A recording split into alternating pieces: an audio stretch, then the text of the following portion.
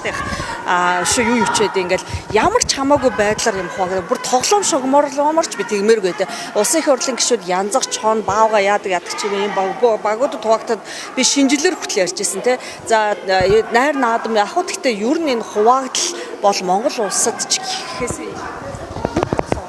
маш муу юм багхгүй.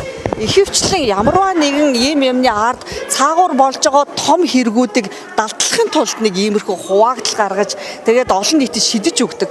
Тэрийг дагахгүй нөгөө одоо самбуу гишүүн сурвалжлагч байхдаа хэрсүү байгаарэ гэдэг шүү дээ. Тэгэхээр бид нар цөмөр өөрсдөө хувь хүмүүс өөрсдийнхөө тарих толгоогоор маш сайн бодож тэгээд фильтрдчихэж асуудалд альва сошиалд шидэж байгаа юмд маш бодолтойгоор хандж байгаасаа гэж би ард иргэдтэй хандаж хэлмээр л. Би тэр мэдээлэл бол олж хараагүй өглөөнөөс хойш баг хурал дээр байж байгаа дөнгөж завсарлаж байна. Тэгэхдээ хэрвээ үнэхээр тангараа зорчсон, үнэхээр үндсэн хуулийн цэцээр асуудал гарсан, үнэхээр хууль дүрм зөрчсөн бол улсын хурлын гишүүнч гэлтгүй ер нь ямар ч хүн хинэн ч байсан ерөөсөө тэр хийсэн үйлдэлтэй хэлсэн үгэндээ ч гэсэн хариуцлагатай хандаж юу шийтгэл бол шийтгэл хариуцлага бол хариуцлага хүлээж авах ёстой. Тэр нь бүх хүнд хамааралтай гэж үзэн зөвхөн эмэгтэй гişүүд, зөвхөн жагсаалтын гişүүд, зөвхөн инээ тэрэ гэж хуваагдахгүйгээр.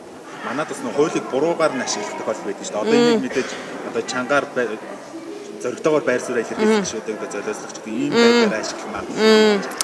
Би хараа энэ дээр ингэж утсан. Ер нь бол жишээлбэл эрүүл мэнд за би өөрийнхөө юм ярихад эрүүл мэнд гэхэд эмчнэр гэхэд өөрийн гэсэн арилжсан мэрэгчлэл байгаа шүү дээ. Гинтлийн мэсэлч манай жишээлбэл сайд байсан нэг хүн байна. Элэг хавдрын одоо тий мэрэгчсэн одоо чимбүрэнгээ сайд байна жишээлбэл. За тэгэл юу гэдэг цатран дотрын эмч мэдрэлийн эмчгээл эмчнэр эмч болгон өөрийн гэсэн салбараа л мэддэг байхгүй юу? Ер нь яг эмчээр мэрэгсэн хүн бол яг тэр шиг хуульч болгон бас тийг үндсэн хуулийн хуульч гэж тусдаа эрүүгийн хууль, захиргааны хууль, иргэний хууль яг тэр шиг иймэрхүү асуудал дээр яг мэддэг мэрэгчлээ хүмүүс л энэ талаар яриасан. Түүнээс хүн болгон бодсон санснаа мэдхгүйгээр сайн санаж яриад байгаа юу? Хүмүүсийг сатааруулж яриад байгаа юу? Буруу зүрх ойлголт ард өмнөдөө олохгүй хариуцлагатай ярьж байгаадаа хандаасаа л гэж хүсэж байна.